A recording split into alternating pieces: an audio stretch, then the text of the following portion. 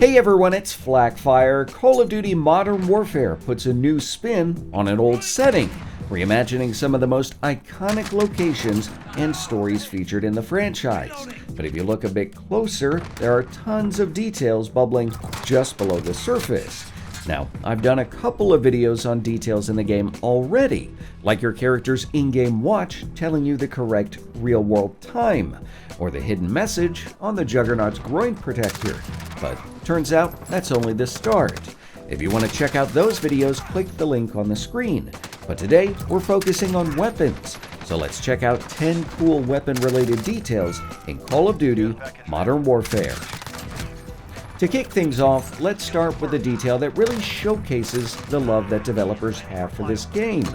Sure, your character checks the chamber every time they pick up a gun, and you can even see the correct number of bullets in the magazine, but for our first detail, you only need listen.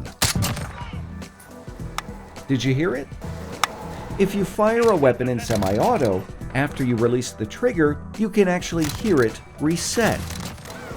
That's an incredible detail and one you don't find in a lot of other competing games. It genuinely adds to the realism, as the trigger reset is an important part of how a firearm functions mechanically. Our second detail is often one that's cheated in first-person shooter games. Many weapons in Modern Warfare are select fire. That's nothing special. But what is impressive is that Infinity Ward actually went through the trouble of animating the movement of the Selector Switch.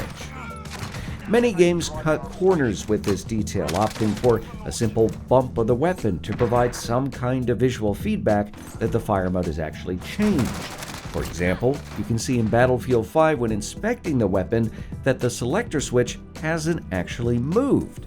In Modern Warfare, however, if the Selector Switch is visible, you're able to check your firing mode without looking at the UI, and that's a pretty big plus. Next, let's talk about weapon attachments. Modern Warfare has done a great job with providing players tremendous choice when it comes to building out your gun.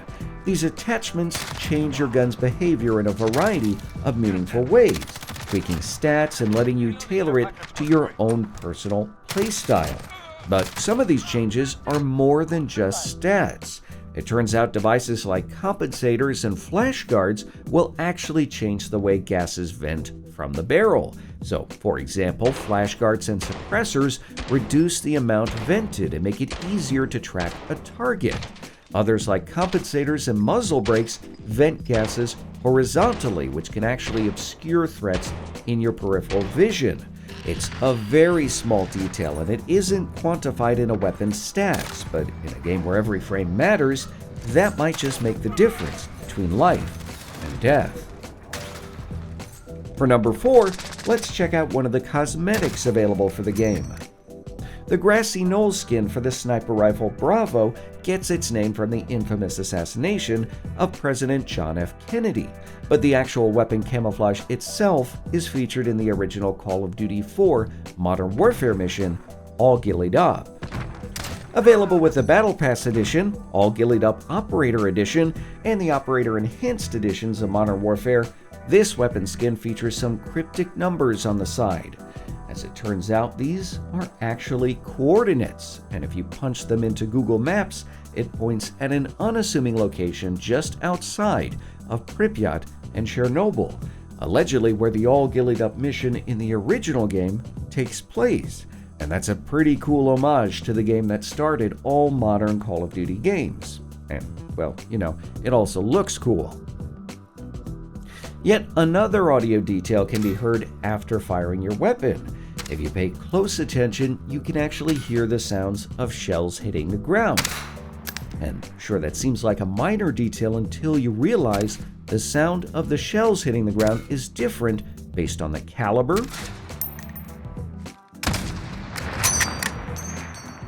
or if it lands on water,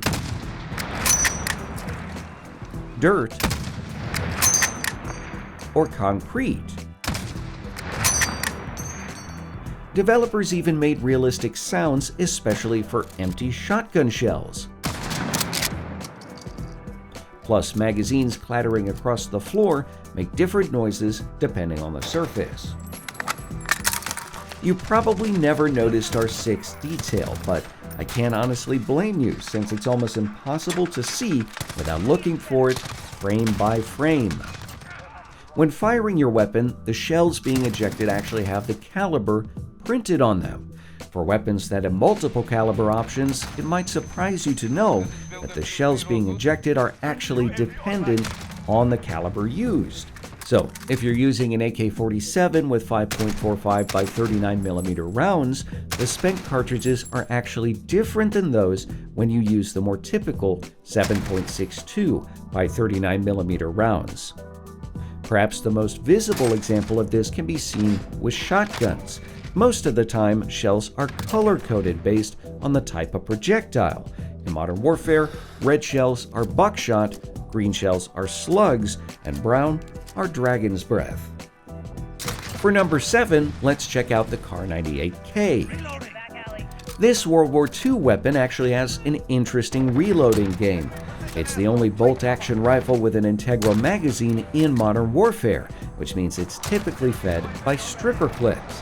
However, if the weapon has a scope that obstructs the magazine, your character actually slides the rounds in one by one.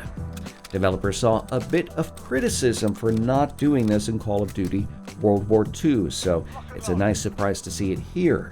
However, in an interesting animation hiccup, your character will load every round with an empty stripper clip reload, but will only load 3 rounds during a partial reload, no matter how many are actually added to the weapon.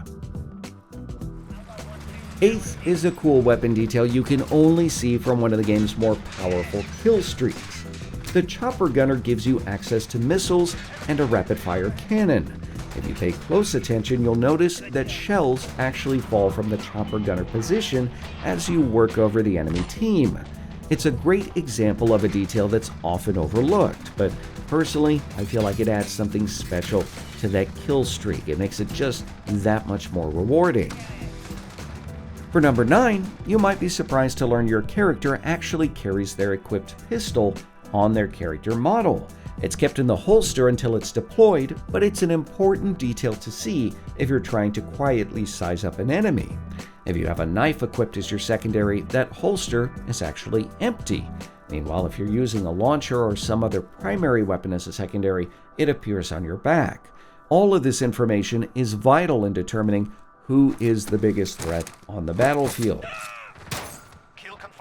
And saving the best for last, this detail could be an entire video just on its own. So let's talk for a minute about Sleight of Hand.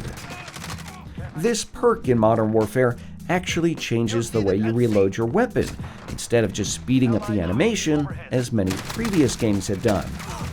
It's particularly noticeable on weapons like the M91 and the Dragunov. For the M91, the standard reload shows the player sweep and check the feed tray. With Sleight of Hand, the player haphazardly just shoves the bits of disintegrating belt out of the way. With a Dragunov, the standard reload shows the player checking to ensure releasing the bolt will actually chamber a round. But with Sleight of Hand equipped, the player actually does it blindly. And a similar action happens with shotguns like the Origin 12. It's pretty cool that developers design the game this way. Typically, you unlock Sleight of Hand by ranking up your weapon. That means spending more time with it. And just like in the real world, you're going to be more confident and familiar with a weapon if you use it regularly. Even with pistols, the animation can be different. On most, the action is just so much smoother. Look at the difference Sleight of Hand makes with the M19. You'd need a lot of time handling that weapon to develop those kinds of fine motor skills.